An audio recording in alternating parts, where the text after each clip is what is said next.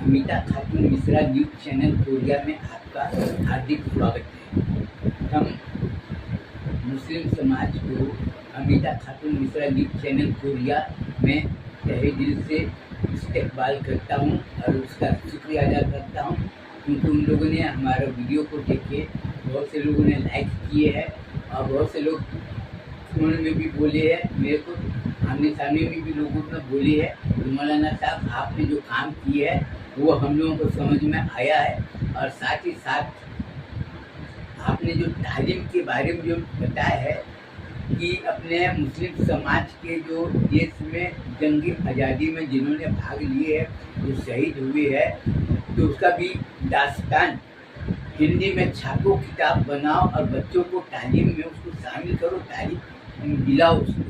और साथ ही साथ अपने मुस्लिम समाज में जितने भी महापुरुष हुए उसका भी हिंदी में किताब छापो और लोगों को तालीम दिलाओ, जिससे कि सब लोगों को ये बात मालूम होना चाहिए कि हमारे समाज में कितने बड़े बड़े महापुरुष हुए और उन्होंने अपने समाज के लिए क्या क्या काम किया, क्या क्या उन्होंने बलिदान दिए और इन्होंने कितने अपने समाज को उज्ज्वल भविष्य बनाने के लिए उन्होंने कितनी बड़ी बड़ी कुर्बानियाँ दी, त्याग दिए उन्होंने और अपना सहयोग दिए।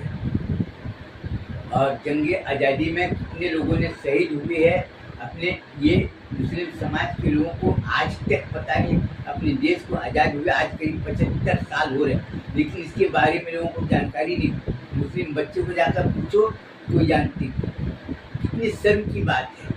और तो और आपको ये देखना है कि हमको अपने इस्लाम को बर्बाद करने वाले कौन हैं। आप अपना दोष हमेशा दूसरे को देखते हैं। इस्लाम को बर्बाद करने वाले बाहर के कोई दूसरे समाज वाले नहीं हैं, अपने समाज वाले हैं। मैं ये पूछना चाहता हूँ कि आप अपने समाज के लिए क्या काम किए, जो क्या बोलते हम इस्लाम समाज ने हमको क्या दिया। बहुत अच्छी बात है, आपने इस्लाम समाज को आपने क्या दिए पहले ये देखिए।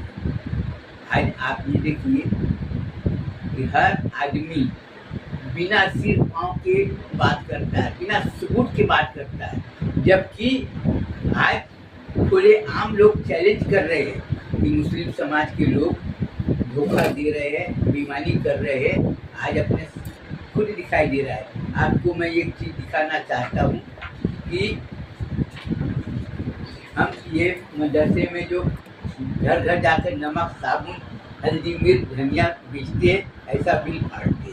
ये मदरसे का नाम लिखा हुआ, ये पूरा डिटेल लिखते हैं, नमक, साबुन, हल्दी, मिर्च, धनिया, वासी पर चाय पत्ती, और ये क्वांटिटी लिखते हैं, ये रेट लिखती है, आधा किलो 1 किलो कितना लिए, और यहाँ पर साइन करके बिल फाड़ के दे देती है। अरे क्या ये दे देती है।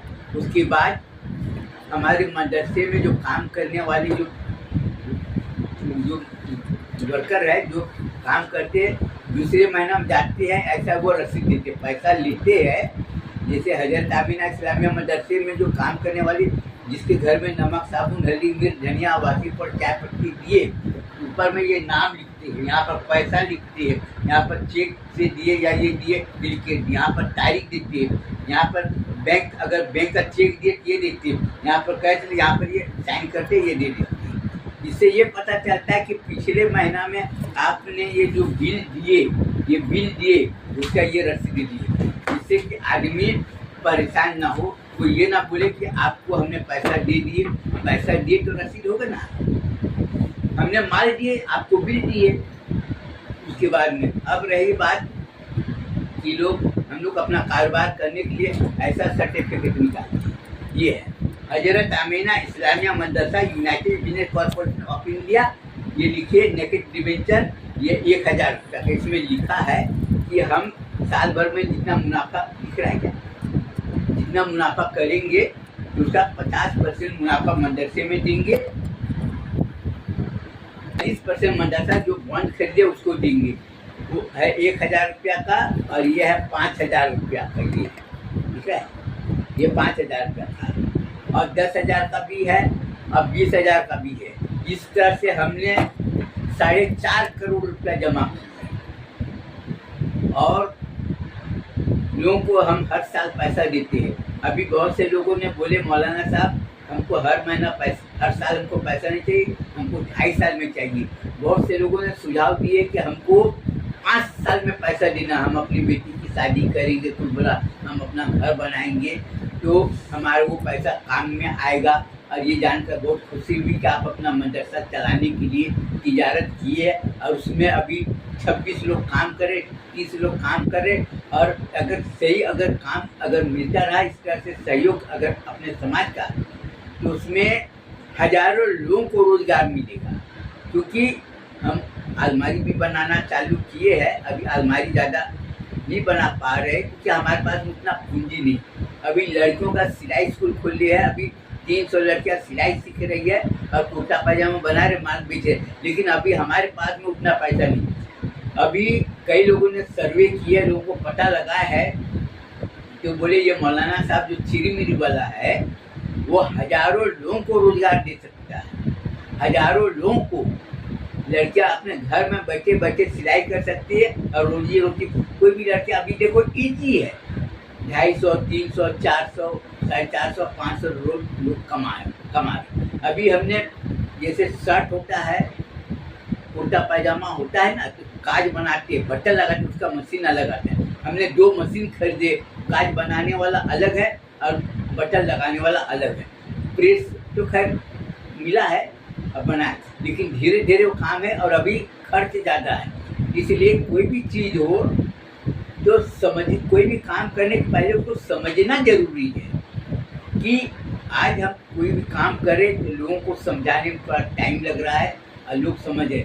अब बहुत से लोग को जलन हो रही है, वो क्या जलन किस बात की हो रही है कि अपने मदरसे में मस्जिद में कमेटी क्यों नहीं बनाए। अरे हमको चंदा चाहिए नहीं, जब हमको चंदा चाहिए नहीं तो कमेटी बनाने की क्या जरूरत है। उसमें सुपरिंटेंडेंट है, मैनेजर है और सफाई काम करने वाला सफाई आदमी जिसको मुअज्जिन बोलते हैं उसको सफाई कर्मचारी हम अपने तरफ से देते हैं, वो देखभाल करने वाला वो है। अब इमाम साहब वो अलग होता है जो नमाज पढ़ाता है, उसका काम है सिर्फ नमाज पढ़ाना, बच्चे को तालीम देना, बस उसको साफ सफाई नहीं कराना है, उसका यही काम है। तो हमको तो दीनी तालीम के लिए हमको काम करना है, तो काम हम चाहे जैसे भी करें, सामने वाले को दीनी तालीम हासिल करना है, उसको दीनी तालीम हासिल करने से मतलब है। और मस्जिद में लोग आते थे नमाज पढ़ते, अपना नमाज पढ़ो, सलाम दुआ क्या करना करो, लेकिन मस्जिद में खाना मना है। एक मस्जिद में कोई भी आदमी बाहर का आदमी हो तो क़याम नहीं कर सकता, उसको क़याम करना है ना, उसके लिए अलग से जिसको हिंदी में बोलते हैं अतिथि गृह और अंग्रेजी में बोलते हैं गेस्ट हाउस और उर्दू में बोलते हैं ये उर्दू में उसको बोलते हैं मेहमान खाना। बाहर के मेहमान आते तो अपना रुकते, कुछ किराया वगैरह लेते थे उसके लिए, लेकिन मस्जिद में सुनी नहीं, चाहे तबलीगी जमात हो चाहे सुन्नी जमात हो, मस्जिद में इसलिए नहीं सोने देती है कि लोग बताते हैं कि मस्जिद में सफ़ेद कपड़ा पहनकर, अब कौन लोग है, अब कोई भूत है, कोई बोलते जिन है, कोई क्या है, अब हमारा कोई जान पहचान तो है नहीं और हम इसके बारे में कोई छानबीन करने की हमको जरूरत नहीं करता है, कोई भी रहे। अब हमारे मस्जिद में लोगों को घूमते हुए लोग कई लोग देखे हैं, अब उनको भगा भी नहीं सकते हैं, क्या भैया तुम्हारे जो मर्जी है वो करो, नमाज पढ़ने में किसी को तकलीफ होना चाहिए, बस हम इतना जानते हैं। अब रही बात की इस्लाम के बारे में हम आपको ज़्यादा जानकारी इसलिए नहीं दे सकते हैं क्योंकि हमने सबको पहले बता दी कि हमारा पुराना नाम है पंडित अजय नारायण मिश्रा।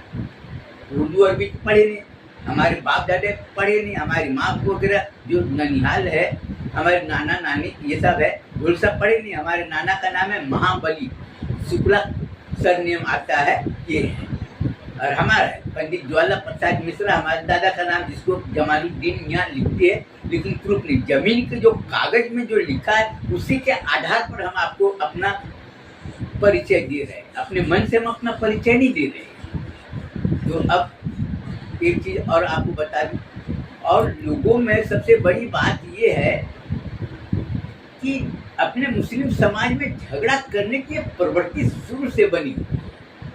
कौन आदमी क्या काम कर रहा है, कहाँ कर रहा है, हर जगह कोई लेना देना नहीं, कुछ भी करो ना, काय को बोलने जाएंगे, हाँ, सुझाव दे सकता है कि भैया मस्जिद तुम ऐसे बनाओ, ये आड़ा हो गया, ये टेढ़ा हो गया, ये ऊंचा हो गया, ये नीचा हो गया, मस्जिद में इसका ऐसे सुझाव देना वो अलग बात है कि कोई भी आदमी काम करता है ना तो लोग सुझाव देते हैं जिससे काम करने वाले का पैसा जो ना बेकार ना हो, क्योंकि पैसा कोई भी लगाता है तो अपना मेहनत को समय लगाता है। अब इसके साथ ही अब आपको और बता दूं कि हमने पंचायत कमेटी बनाए। अगर किसी का कोई वाद विवाद हो, कुछ भी हो, तो आप किसी जो लड़ाई झगड़ा होता है ना, पंचायत के माध्यम से आप अपनी समस्या को सुलझा सकते हैं और संकट समाधान आप कर सकते हैं, जिससे किसी के दिल में कुछ कीना न रहे या हम कोई दुखी न रहे। सभी को अपना बात रखने का अधिकार है और हमारा काम है सभी के अधिकार को रक्षा करना, सभी का मान सम्मान की रक्षा करना, सभी को सहयोग देना, यह हमारा काम है। अब रही बात लोगों से मिलना, किसी से पैसा लेना ना लेना, यह हमारा अधिकार है, क्योंकि हमारे काम में किसी को हस्तक्षेप करने का अधिकार नहीं। वो ये नहीं बोल सकता है कि तुम ऐसा काम तुमको करना पड़ेगा, यह हम किसी के दबाव में नहीं, हम स्वतंत्र काम करने के लिए।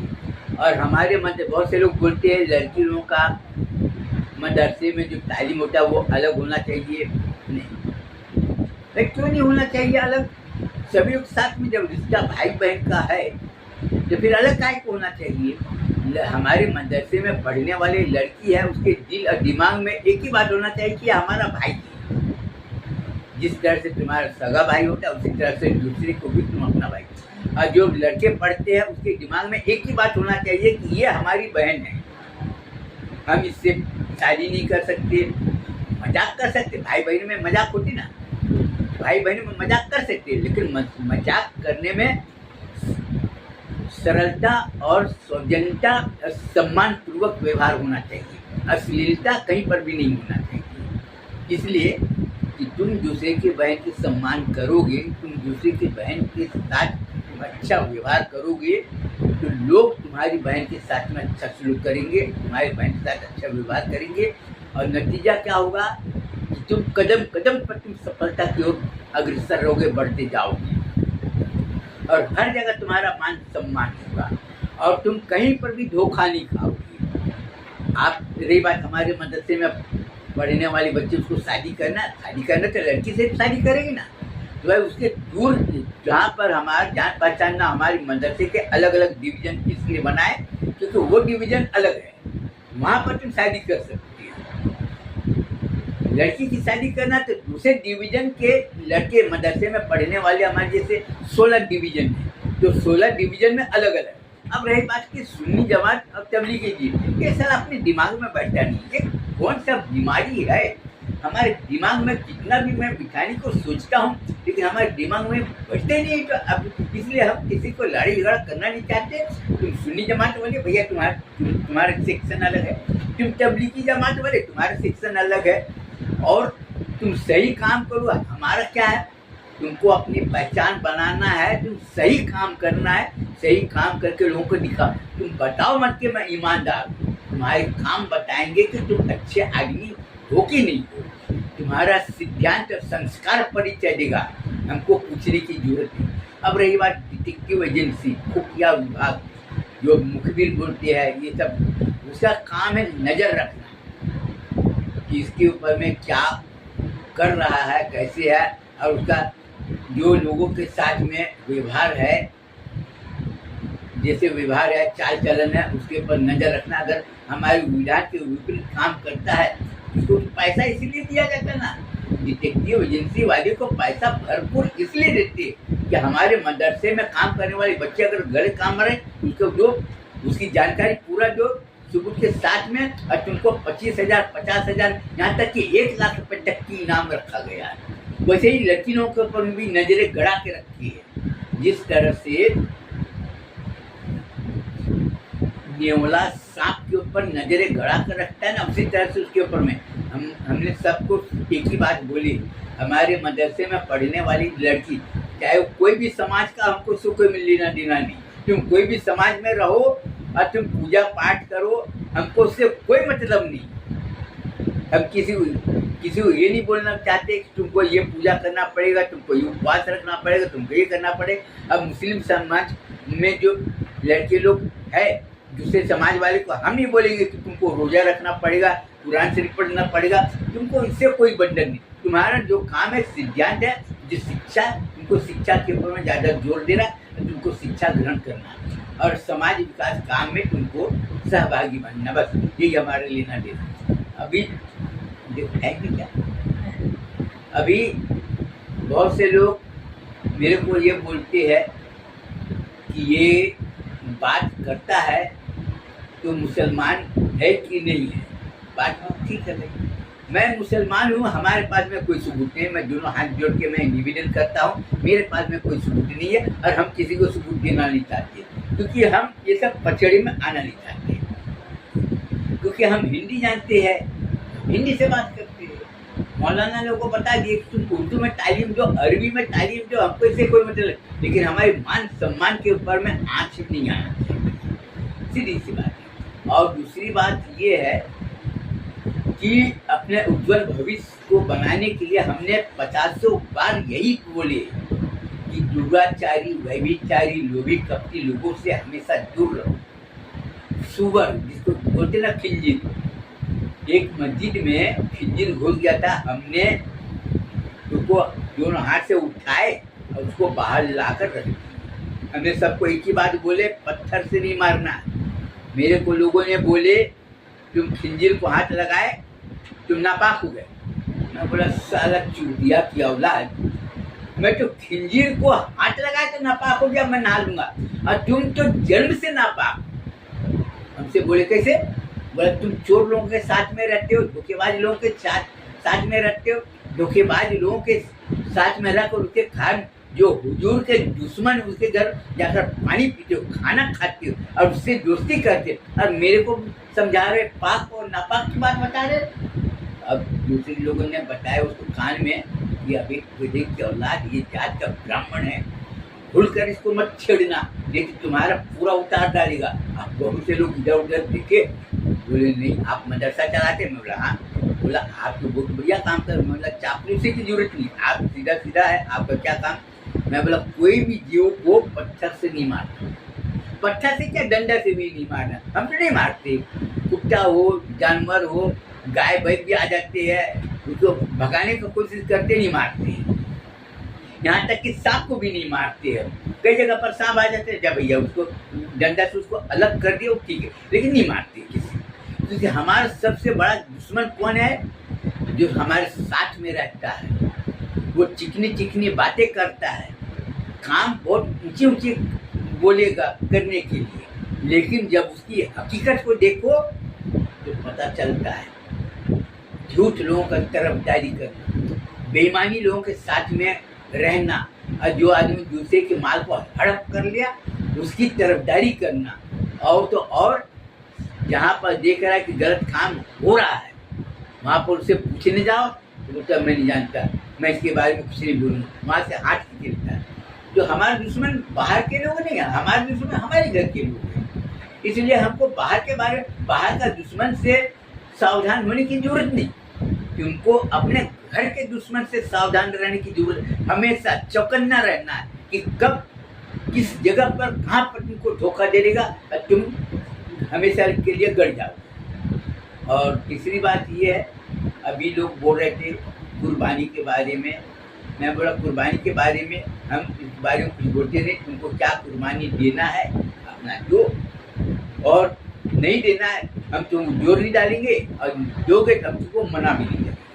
अब रही बात कि कुर्बानी करने वाला जो आदमी को तुम जानते हो, जो आदमी किसी के साथ में बेईमानी नहीं किया, किसी के साथ में धोखाधड़ी नहीं किया, और किसी का धन को हड़प नहीं किया, और वो कुर्बानी अगर कर रहा है और वो गोश्त दे रहा है तो उनको ले लो। और जिस आदमी को नहीं जानते हो उसको सीधे सलाम करो, बोलो कि हमको नहीं चाहिए, खत्म। ज़्यादा बात करना नहीं है। बाजार में बड़े बड़े कुर्बानी के जानवर आए हैं, जो देख रहे वो कर रहे। अब रही बात कि चोरी के माल लेना, वो तो 100% हराम है। जैसे बहुत से लोग क्या करते हैं कि दूसरे का बकरा को चुरा कर लाए कुर्बानी में, अरे भैया ये बकरा तुमको 25,000 रुपये मिल रहा है ना, तुमको 15,000 रुपये में दे रहा हूँ, तो वो बकरा का कुर्बानी जायज़ हो ही नहीं सकती, क्योंकि चोरी का चीज़ कहीं जायज़ हो सकता है। और दूसरी बात ये कि जो आदमी अपने इस्लाम का विधान जो बना उसके विपरीत काम कर रहा है, उसके यहाँ तो कुर्बानी होना और ना होना उससे कोई मतलब नहीं, क्योंकि उसके तरफ देखना नहीं। अच्छा, अब रही बात कारोबार के लिए, तो कारोबार के लिए क्या है कि जूते की दुकान है, कपड़े की दुकान है, और भी बहुत सी दुकान है, सब्जी की दुकान है, फ्रूट की दुकान है, जहाँ पर झूठ है वहाँ से कितना भी सस्ता माल दे नहीं लेना, चाहे तुम्हारा रिश्तेदारी को ना हो, नहीं लेना। और जहाँ पर तौल में सही देता हो, रेट सबके साथ एक बराबर, कोई बोलता है ना कि तुम तो अपने वाले हो यार, तुमसे क्या कमाना, तुम ऐसे ही ले जाओ, तो उससे हमेशा दूर रहो। अपने और पराये का नारा देने वाले, अपने और पराये का बात बोलकर लोगों को ध्यान को अपनी तरफ खींचने वाले, वो शैतान है, इस बात का सबूत है। अब रही बात कि बहुत से लोग मेरे को धमकी दे रहे हैं तुम्हारे ऊपर मैं फटवा, साला मेरे ऊपर में क्या फटवा निकालेगा। कई लोग मेरे को बोलते हैं तुम इब्लीस हो, मतलब तुम बिल्कुल सही बात बोल रहे हो भाई, तुम मेरे को इब्लीस बोले, चोर लुटेरा बोले, धोखेबाज बोले, अच्छी बात है, मैं तुमको चोर लुटेरा दिखाई देता हूँ तो चोर लुटेरा बोल। दूसरे बोलते तुम इब्लीस हो, भाई मैं उसको इब्लीस दिखाई दे रहा हूँ इसलिए मेरे को इब्लीस बोला। चौथे बोले तुम शैतान हो, तुम उसको शैतान दिखाई दे रहा हूँ इसलिए शैतान बोलता। हमको ये सब आना नहीं। और अपने मदरसे में पढ़ने वाले बच्चे को बार बार यही बोलूँगा कि तुम हमेशा चौकन्ना रहना, सांप से उतना खतरा नहीं, सांप से उतना खतरा नहीं, सुअर नापाक होता है उससे उतना खतरा नहीं, नापाक सबसे बड़ा नापाक झूठ और विश्वासघात करने वाला वो इंसान है, इंसान के भेष में शैतान है, तुमको उससे हमेशा दूर रहना है। सांप एक ही बार काटेगा, आदमी मर जाएगा चलेगा, लेकिन विश्वासघात कब कहाँ धोखा दे देगा, वो कदम कदम पर धोखा देगा, इसलिए उससे हमेशा दूरी बनाए रहना है, चाहे वो कुछ भी बोले। और बहुत से मौलाना के भेष में शैतान है, वो बोलते हैं ना इन्नल्लाह मा साबिरीन, ये सुनने में बहुत अच्छा लगता है कि सब्र करने वालों के साथ अल्लाह रहता है। और दूसरी बात ये, लेकिन जो धोखा देता है उसके साथ में सब करने की तो जरूरत नहीं ना, शैतान के लिए नहीं ना भाई। इंसान से भूल होता है, बहुत से लोग भूल करते हैं, बाद में उसको पश्चाताप भी होता है कि हमने गलत काम किए हैं, माफ़ी रोना धोना भी करते, माफ़ी भी अब बोलते तौबा कर लेते। अब बहुत से लोगों ने तौबा की ना, बहुत से लोग जो शराब बेचते थे शराब बेचना छोड़ दिए, बहुत से लोग ब्याज में पैसा चलाते थे, ब्याज का काम, बहुत से लोग दूध में पानी मिलाकर बेचते थे, लोग तौबा कर लिया, अभी करेंगे भाई वो हराम है। बहुत से लोग क्या क्या करते हैं, बहुत लोग तौल में कम करते रहे, बहुत से लोग सब्जी वाले और लोग क्या करते रहे, अरे खुदा की कसम यार बिल्कुल अच्छा माल है, तो खुदा का नाम देकर माल बेचते थे, थोड़े पैसे उन्होंने भी तौबा कर दी कि आपको खुदा का कसम खाने की, सीधे सीधे सही सही बात बोल रही है। लेन देन करने वाले भी बहुत से लोग धोखा देते रहे, उसको जब समझ में आया तो वो भी तौबा कर दिया। तो गलती करना इंसान का काम है, ठीक है, लेकिन एक बार दो बार तीन बार अगर गलती, बहुत से लोग लालच में आ जाती है ना, बहुत से लोग क्या करते हैं कि अपने दुकानों में लड़कियों को बिठा देते हैं और वो लोग उसकी चिकनी बातों में आ जाते हैं और लोग खराब माल को भी अच्छा माल समझ के ले जाते हैं धोखा। कि एक बार धोखा खाए दोबारा आपको धोखा नहीं खाना। और दूसरी बात ये है कि आपको अपना उज्जवल भविष्य बनाने के लिए खुद सोचना है। मेरे ऊपर में आपको विश्वास करने की कोई जरूरत नहीं, तुमको खुद सोचना है कि तुमको किस रास्ते में जाना है और तुमको अपना उज्जवल भविष्य बनाने के लिए तुमको क्या करना है, और तुमको अपने औलादों को अच्छी तालीम दिलाना है कि तुमको क्या करना चाहिए। बस इसके साथ ही मैं अपना बयान को ख़त्म करना चाहता हूँ। अस्सलाम।